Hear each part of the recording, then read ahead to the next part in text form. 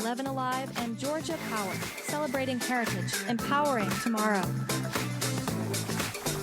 Well, what started as a group of parents who are eager to teach their children about their own history has now grown into an educational initiative, which includes 15,000 students and 800 educators. Yeah, the people behind Asian American Voices for Education are now working to make sure children know about the part that their community played in American history.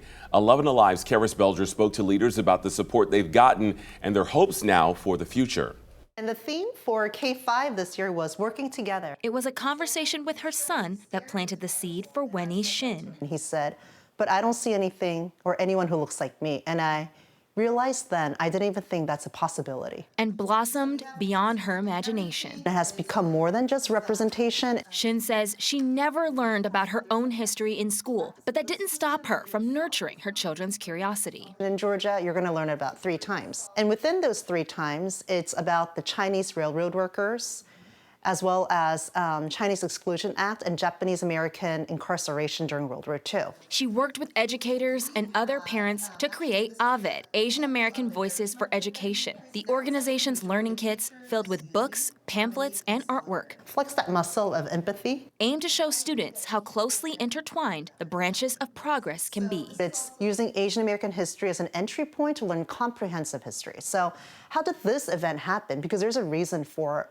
everything. And it's not just parents who are using these tools. I think these are great resources for, especially for teachers that really have not delved deeply and thought critically about the solidarity between Latino, Black, and Asian communities. Taji Tate Perez, a teacher in Decatur, recently started using them too. The heritage kits allow Asian students to see themselves, whether you're Korean, Japanese, Filipino, Chinese, wherever you come from. I think it's so important that kids are able to see themselves in the curriculum. The kits are now being used by more than 15,000 students across 30 school districts in Georgia, a sign, Perez says, of a budding interest. I think that fear before to say, you know, gosh, why am I the only Asian student in the group? Now they feel open enough to ask that question. Despite the abundance now, both Perez and Shin hope one day the need for the kits will wither. I hope we don't exist anymore in 50 years. That's our goal, our hope and dream, right? So that everything is still normalized. In DeKalb County, Karis Belger, 11 Alive News. Okay, so all of these materials are free for people to download online. A link to the Asian American Voices for Education,